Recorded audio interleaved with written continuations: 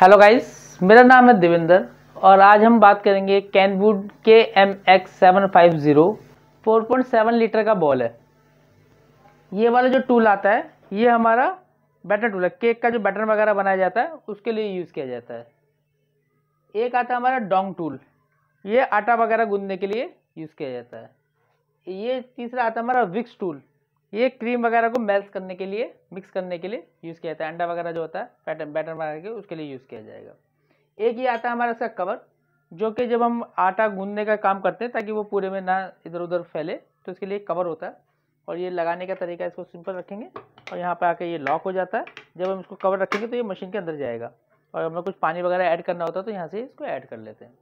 अभी मशीन में टूल लगाने के तरीका है, जैसे कि मुझे आटे के लिए डोंग टूल लगाना है तो ये इसमें लॉक बना हुआ है।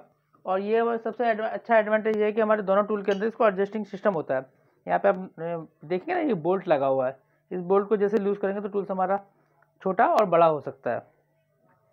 अभी मुझे अगर डोंग टूल लगाना है तो सिंपल इसको लगाने का तरीका है, यहाँ पर मैंने इसको लॉक किया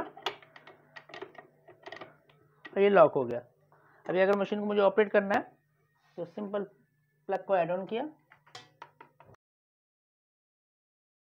अब आती है इसकी स्पीड की बात। स्पीड पर आप देखेंगे यहाँ पर इसमें लिखा हुआ है 0 मतलब इस वाले पोजीशन पे लाएंगे तो 1 स्पीड, 2 स्पीड, 3, 4, 5, 6, 7। मैक्सिमम स्पीड अगर आप डायरेक्टली इसको 6 स्पीड पे डालना चाहेंगे तो मशीन नहीं चलेगी। इसकी स्पीड जो चलेगी वो धीरे धीरे इसकी स्पीड तेज होती है। ये किया ऑफ। मशीन को ओपन करने के लिए अगर मशीन को टॉप साइड का खोलना है तो टॉप साइड में हमारे यहाँ पर गियर बॉक्स लगा हुआ है, ये मोटर लगी हुई है। पीसीबी साइड को खोलने के लिए हमें नीचे बॉटम से मशीन को खोलना पड़ेगा। ये बॉटम को निकालने के लिए बैक साइड से खोलनी है। तो अगर हमें पहले पीसीबी चेक करने के, पीसीबी को ऐसे डायग्नोज किया जाएगा तो उसके लिए मशीन को हम क्या करेंगे, हल्का सा टिल्ट करेंगे और आप देखेंगे यहाँ पर ये 1 2 3 4 टूल लगे हुए हैं। ये T20 के पेच के साथ हैं इसके अंदर। तो 4 पेच हमारे जो मिलेंगे वो T20 के मिलेंगे। अभी मैंने 3 पेचों को पहले से निकाल के रखा हुआ। अभी एक पेच खोला मैंने, ये कवर हमारा अलग हो जाएगा। देन इसके अंदर एक ये कवर और आता है, इसके 2 स्क्रू होते हैं। ये खोलने के बाद ये कवर भी अलग हो जाएगा। अभी जो नॉब निकालने का तरीका है, नॉब निकालने के लिए सिंपल आप कोई भी टेस्टर या कोई भी ऐसी बारीक चीज़ ले लीजिए और साइड से इसको डालेंगे आप।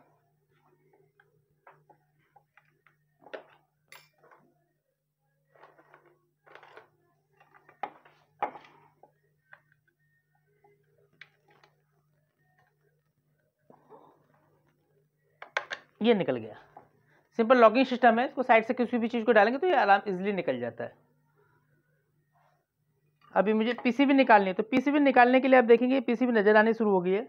और पीसीबी में इन साइड में जाके बिल्कुल लास्ट में एक इधर और एक इधर, यहाँ पे T20 के 2 पेच लगे होते हैं।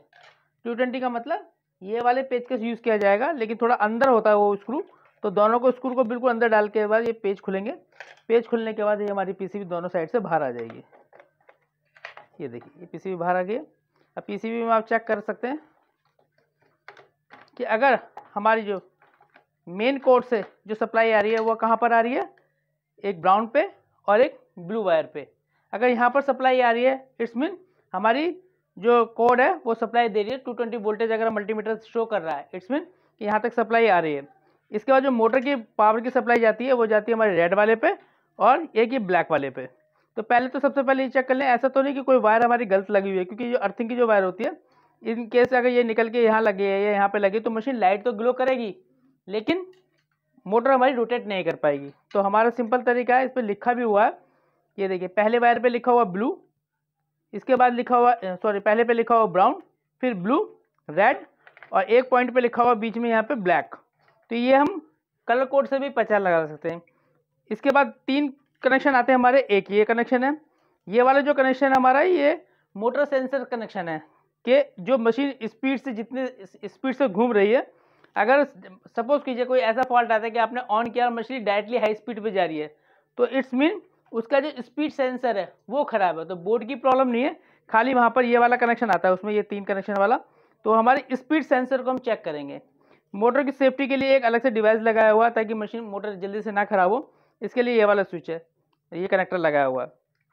तो मोटर का हमारे में कनेक्शन देखेंगे, 2 हमारी इनपुट है, 2 हमारी आउटपुट है और एक हमारा ये स्पीड सेंसर के लिए लगा हुआ है और ये मोटर सेफ्टी डिवाइस लगा हुआ है, just like a thermostat type का जो मोटर के अंदर लगा होता है उसके लिए है। तो पीसीबी निकालने के लिए हम सिंपल है, ये तीनों कनेक्शन निकालने के बाहर आ जाएगी, वापस इसको कनेक्ट करते हैं। अब आता है हमारी टॉप साइड के मशीन को किस तरीके से खोला जाएगा। तो टॉप साइड में जो खोलने का तरीका है, इसको वापस हम अपनी जगह पर लगा देते हैं।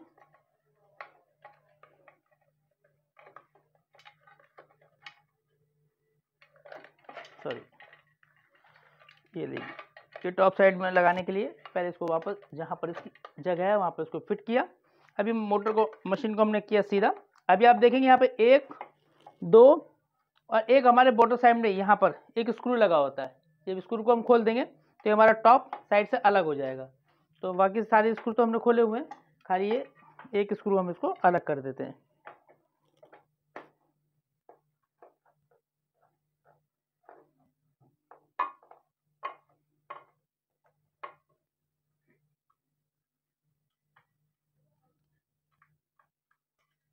ये लीजिए, अभी सारे स्क्रू खोलने के बाद आप देख पाएंगे जो हमारा टॉप साइड है, ये कवर हमारा अलग हो गया। अभी हम देखेंगे ये हमारी मोटर और ये हमारा गियर बॉक्स। गियर बॉक्स हमारी मोटर से जुड़ा हुआ है, मतलब मोटर हमारी गियर बॉक्स दोनों कनेक्टेड है। और जो सेंसर की हम बात कर रहे थे, ये कवर हमारा खुल जाएगा, ये हमने कवर अलग कर दिया। जो सेंसर की बात कर रहे थे वो सेंसर ये लगा हुआ है, जो 3 वायर वाला ये सेंसर है। ये स्पीड सेंस करता है कि मोटर जितने आरपीएम से घूम रही है, अगर ये डायरेक्टली हाई स्पीड पे जा रही है तो उसका मतलब ये वाला सेंसर, मतलब ये जो सेंसर आपको नजर आ रहा है ना 3 वायर वाला, ये सेंसर हमारा खराब है। और इसके बाद आता है हमारा ये गियर बॉक्स और हमारी मोटर। तो गियर बॉक्स को खोलने का तरीका सिंपल, पहले हम आगे वाला जो हमारा स्क्रू है इसको अलग कर देते हैं।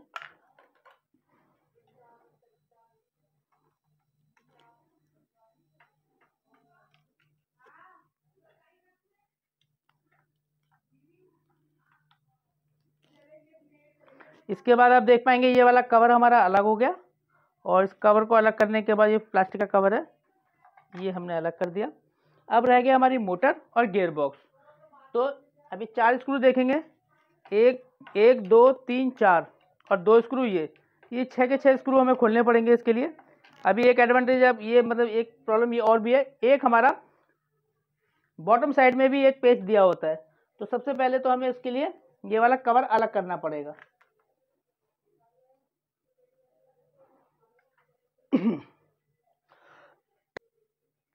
अभी ये गियर बॉक्स निकालने के लिए ये इसका कवर है, यहाँ से नॉक प्लास से लॉक को सीधा करेंगे तो ये हमारा कवर बाहर हो जाएगा, ये हमने अलग रख दिया। अभी यहाँ पर देख पाएंगे आप 1 2 3 4 नीचे के स्क्रू और 2 हमारे मोटर से जो कसा हुआ है, ये दोनों स्क्रू हमने अलग कर दिया। एक स्क्रू हमें बॉटम साइड में खोलना पड़ेगा। जब हम इसका कवर हमने अलग किया तो यहाँ पर इस साइड में यहाँ पर एक स्क्रू होता है, यहाँ से खोल देंगे। खोलने के बाद आप देखेंगे ये गियर बॉक्स मैंने अलग किया, ये हमारा गियर बॉक्स अलग हो गया। गियर बॉक्स और मोटर वाला यूनिट हमारा अलग हो गया। लेकिन अगर हमें गियर बॉक्स को पूरा अलग कर लेना है तो 2 स्क्रू अंदर साइड यहाँ पर और यहाँ पर लगे हुए हैं, तो दोनों स्क्रू को भी ये भी खोलना है, तभी हमारी मोटर और गियर बॉक्स अलग हो पाएगी। तो अभी हम ये दोनों स्क्रू को भी खोल देते हैं।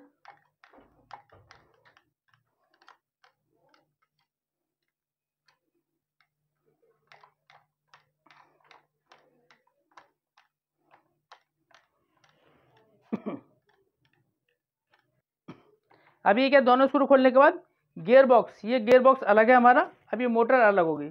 जब भी ऐसा लगे कि हम मशीन को चला रहे हैं, मोटर हमारी रोटेट कर रही है लेकिन गियर बॉक्स हमारे नीचे वाले मैकेनिज्म को घुमा नहीं पा रहा है, इसके मतलब जो गियर बॉक्स के अंदर व्हील लगा होता है, अगर वो व्हील खराब हो जाता है, वो व्हील कौन सा होता है, तो उस कंडीशन में ये पूरा गियर बॉक्स रिप्लेस करने की जरूरत नहीं, क्योंकि इसकी जो कॉस्टिंग होती है वो बहुत ज़्यादा होती है। 8-10 हज़ार रुपये का गियर बॉक्स आता है। और जो मेन जो फॉल्ट होता है वो फॉल्ट होता है एक व्हील का। तो व्हील वो कहाँ पर होता है, उस व्हील को देखने के लिए आप देखेंगे यहाँ पर 4 स्क्रू हैं, ये मैंने खोल दिए इसको, ये देखिए ये अलग हो गया। अब आप देखेंगे कि जब ये शाफ्ट वाला जो पॉइंट है, जो हमारा गियर लगा हुआ है, इसको भी हम आगे से निकाल देते हैं। स्क्रू को अलग कर लेते हैं। ये दोनों स्क्रू हमारे अलग हो गए। ये देखिए, इसको मैंने निकाला।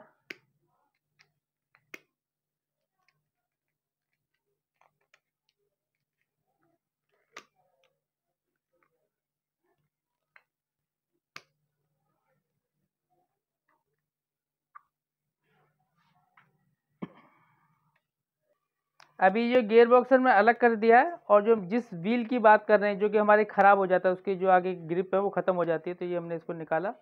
ये हमारा लॉक इसका अलग हो गया। ये लॉक को हम साइड में वापस इसी तरीके से वापस लगाएंगे। ये अलग करने के बाद इसको साइड में रख देते हैं। अभी अंदर की तरफ एक ये व्हील है, ये देखिए, ये वाला जो व्हील है, ये व्हील हमारी मोटर से कनेक्ट होकर चलता है। यहाँ पर इस तरीके से चलता है।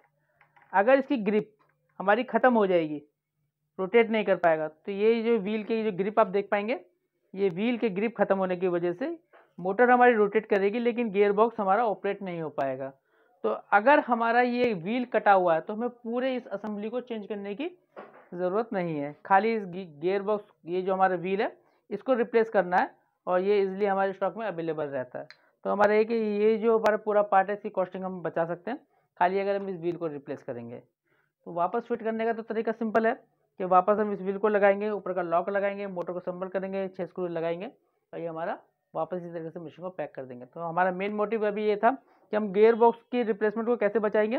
तो ये व्हील हमारा मोस्टली ख़राब होता है, व्हील को हम रिप्लेस करके इसकी कॉस्टिंग को हम बचा सकते हैं, और ये थोड़ा महंगा पार्ट होता है, तो हम इसकी कॉस्ट को बचाएंगे। और सेकंड थिंग कि ये इजीली रिप्लेस हो जाता है, तो मेन काम हमारा इस जो व्हील है, व्हील को चेंज करने का। Thank you so much. और इसके अलावा अगर मशीन को ऑपरेटिंग में आप देखेंगे तो कुछ ज़्यादा नहीं है। अगर गियर बॉक्स आपने अलग कर दिया है, तो अगर हमें इसको निकालना है तो यहाँ पे एक लॉक लगा हुआ है। इस लॉक को एक अलग तरह का टूल रहता है, निकालने के बाद ये हमारा ये वाला जो व्हील है, ये पूरा का पूरा निकल जाता है। लेकिन ये मोस्टली बहुत रेयर ख़राब चांसेस में इसको रिप्लेस करने की ज़रूरत होती है। मैक्सिमम हमारा जो ख़राब होगा हमारी पीसीबी का फॉल्ट आता है, और हमारे गियर बॉक्स के जो दांते हैं, मतलब जो हमारा व्हील है, वो ख़राब हो जाता है। तो हम ये दो ही चीज़ों को चेक करके मैक्सिमम 90% केसेस में ये दो पार्ट ही रिप्लेस होते हैं। Thank you so much.